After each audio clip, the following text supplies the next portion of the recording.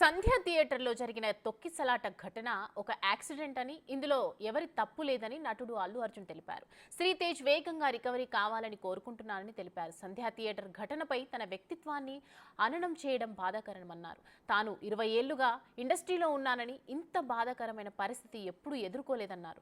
తాను ఎవరిని విమర్శించడం లేదని, తాను ఎదుర్కొంటున్న ఇబ్బందులను ప్రజలకు తెలియజేయాలన్నదే తన అభిమతమని చెప్పారు. పర్మిషన్ లేకుండా థియేటర్కు వెళ్లాలనేది తప్పుడు ఆరోపణ అని వెల్లడించారు. It is no road show, it is no procession. Just థియేటర్కి వెళ్తుంటే జనాలు ఎక్కువ బయటకు వస్తే జస్ట్ వాళ్ళు వేవ్ చేసి మళ్ళీ లోపలికి వెళ్ళిపోయి మళ్ళీ థియేటర్ లోపలికి వెళ్ళిపోయాం. అండ్ థియేటర్ లోపల మీరు సినిమా చూసిన కొంచెం సేపటికి సార్ నా వర్క్ అసలు ఏ పోలీసు కానీ ఎవ్వరూ నాకు వర్క్ అసలు నన్ను కలవలేదు, నాతో ఏం చెప్పలేదు. నాకు చెప్పిందల్లా అది పైగా మా మేనేజ్మెంట్ సైడ్ నుంచి వాళ్ళు మా వాళ్ళు వచ్చి చెప్పింది ఏంటంటే, సార్ బయట ఓవర్ క్రౌడ్ అవుతుంది, మీరు దయచేసి వెళ్ళిపోండి అని చెప్పారు. వాళ్ళ పోలీసు వాళ్ళందరూ బయట చాలామందికి ప్రాబ్లం అవుతుంది సార్, ఓవర్ క్రౌడ్ అవుతుంది, మీరు వెళ్ళిపోండి అంటే నేను వెళ్ళిపోయా. అండ్ నేనేదో ఇర్రెస్పాన్సిబుల్గా థియేటర్కి వెళ్ళిపోయాను, పర్మిషన్ లేకుండా వెళ్ళిపోయాను అనేది అబ్సల్యూట్లీ ఫాల్స్ ఇన్ఫర్మేషన్. అలాంటిది ఏమీ లేదు.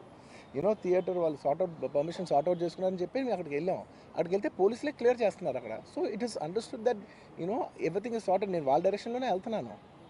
అండ్ ఏంటి వాళ్ళు ఒకవేళ నిజంగా పర్మిషన్ లేకపోయి ఉంటే చాలాసార్లు వాళ్ళు వచ్చి చెప్తారు, సార్ మీ పర్మిషన్ లేదంటే మేము రెండింటితో వెళ్ళిపోతాం.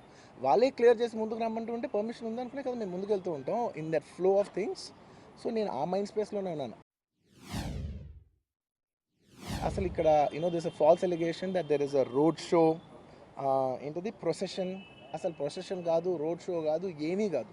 జస్ట్ థియేటర్ ఇక్కడ ఉన్నాను, అక్కడ theatre just couple of metres away, couple of yards away from the theatre. అది అసలు రోడ్ షో కాదు, ఏమీ కాదు.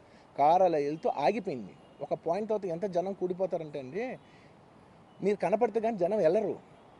బౌన్సర్లు కానీ ఎవరన్నా పోలీస్ కానీ అందరూ అడుగుతారు, సార్ మీరు ఒక్కసారి వేవ్ చేసాను సార్ వెళ్ళిపోతారంటే మేము మామూలుగా ఎప్పుడు బయటకు వచ్చి అందరికి వేవ్ చేస్తాం. అది నేనే కాదు, ఎనీ లీడర్, ఎనీ సెలబ్రిటీ ఎవరైనా అడగండి, మనం వేవ్ చేస్తేనే వాళ్ళందరూ జరుగుతారు. ఓకే ఓకే చూసాం, సాటిస్ఫాక్షన్ ఉంటుంది, అప్పుడు దే స్టార్ట్ మూవింగ్ అవే.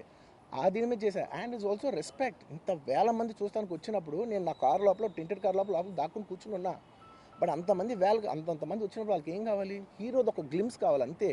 అది కూడా ఇవ్వకపోతే నేను ఎంత యారగెంట్ కింద ఉంటుంది. ఇంతమంది ప్రేమ చూపిస్తే నాకు కాలుగా కూర్చున్నారులే అనుకుంటాను నేను.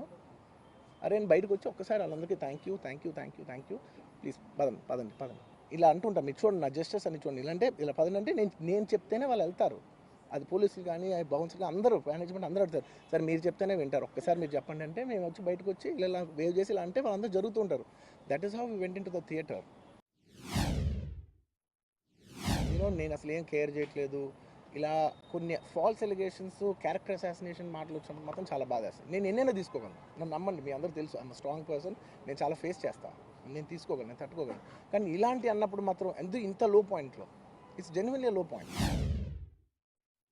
నేను కేరింగ్గా లేను సార్, ఎలా ఉంటాను sir? I have the same age kid.